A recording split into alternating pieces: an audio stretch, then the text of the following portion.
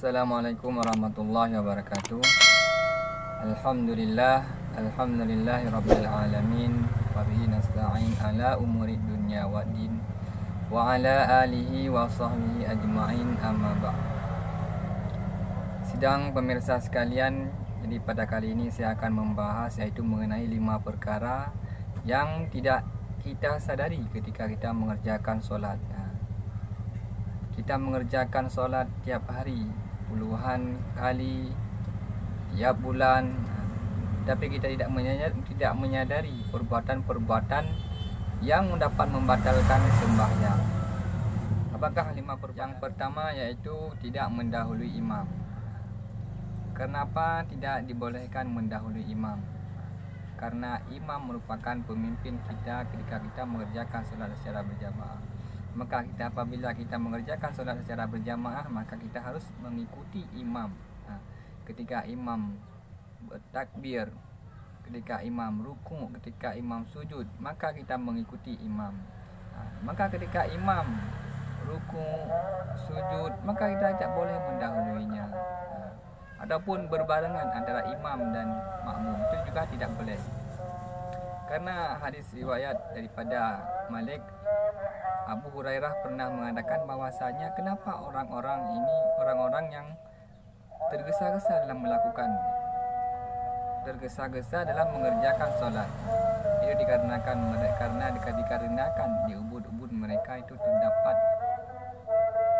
setan yang telah menggoda mereka. Yang kedua yaitu terbuka aurat. Ketika kita mengerjakan sembahyang, mungkin ada kalanya kita menggunakan pakaian oblong, pakaian biasa, ataupun kita menggunakan pakaian yang berbentuk kemeja, yang ada gancingnya, dan ketika kita mengerjakan solat juga kita tidak memakai pakaian dalam, pakaian lapis yang berada di dalam.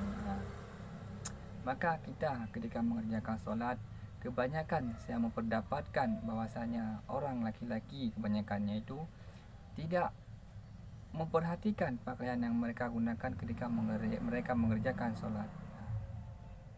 Ketika mereka sujud, itu di belakang punggungnya itu ketika orang yang solat itu memakai pakaian oblong, pasti itu akan nampak auratnya. Namun kebanyakan pada orang laki-laki, ketika saya memperhatikan bahwasanya sangat banyak laki-laki yang nampak auratnya sehingga tidak sah solatnya tanpa ia sadari. Begitu juga dengan baju kemeja. Baju kemeja yang orang yang tidak menggunakan pakaian dalam, sehingga ketika ia sujud, ketika ia duduk antara dua sujud, maka nampaklah pusatnya sehingga dapat membatalkan solat kita. Yang ketiga yaitu bergerak lebih daripada 3 kali. Ini juga sangat banyak saya mendapatkan ketika orang-orang mengerjakan solat. Saya tidak tahu apakah orang tersebut mengetahui ataupun tidak mengetahui. Namun menurut ilmu yang saya ketahui bahwasanya kebanyakan orang ketika melakukan gerakan lebih daripada 3 kali, tetapi mereka tidak mengerjakan solat tanpa ia sedari bahwasanya solat yang mereka kerjakan itu telah batal, sia-sia yang mereka kerjakan. Karena tidak boleh bergerak ketika kita mengerjakan solat lebih daripada 3 kali. Kadang-kadangnya orang ketika sedang solat mereka bergaru-garu, sehingga ini kan ketika kita garu, ini akan lebih terjadi daripada 3 gerakan sehingga dapat membatalkan solat. Dan juga kepada imam-imam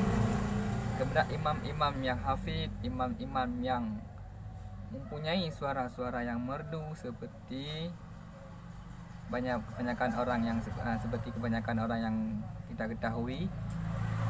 Ketika orang-orang yang tersebut yang hafid, yang suaranya bagus menjadi imam, maka kebanyakan juga saya lihat itu ketika mereka mengerjakan solat, membacakan ayat-ayat dengan sangat merdu, namun namun kepala mereka juga bergerak-gerak ketika mereka membaca ayat-ayat dalam Al-Quran.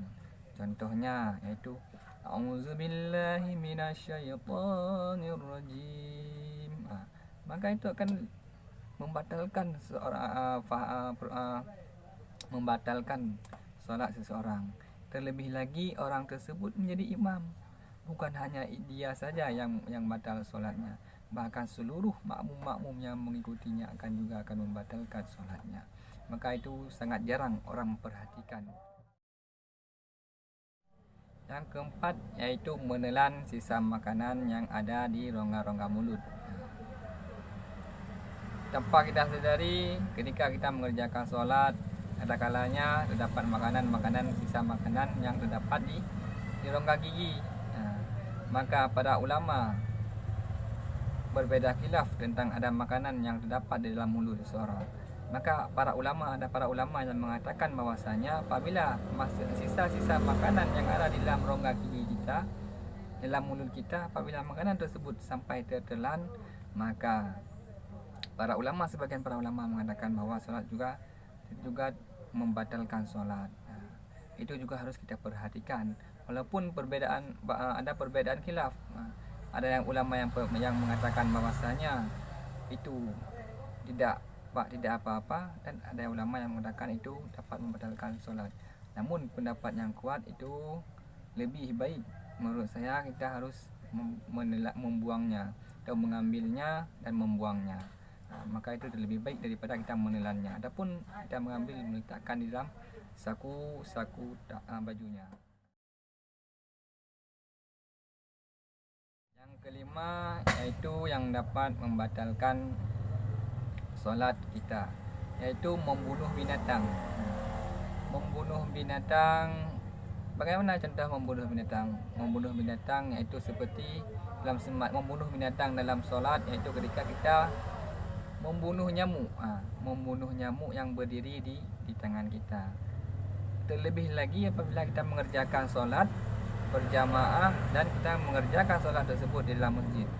Seperti yang kita ketahui bahwasanya di dalam masjid itu haram membunuh binatang, terlebih lagi yang berdarah seperti nyamuk. Apabila ada nyamuk yang menggigit kita, maka lebih baik kita tidak membunuhnya, tidak memukulnya. Maka apabila kita memukulnya, itu juga akan melakukan gerakan yang lebih daripada 3 kali, dan juga akan mengeluarkan darah daripada nyamuk. Darah yang seperti juga kita ketahui bahwasanya darah juga najis, sehingga itu dapat meragukan kesah atau tidak sahnya solat yang kita kerjakan. Mungkin hanya ini yang bisa saya sampaikan. Lebih dan kurang saya mohon maaf. Ini hanya buat informasi aja buat rekan-rekan semua. Untuk apa saya mau memberikan informasi ini? Karena kebanyakan saya memperdapatkan banyak orang-orang yang tidak memperhatikan hal-hal yang sedetail ini. Terlebih lagi bagi orang laki-laki ketika mengerjakan solat. Sangat banyak saya memperdapatkan orang-orang yang mengerjakan yang 5 yang telah saya sebutkan yang tadi. Hanya ini saja. Assalamualaikum warahmatullahi wabarakatuh.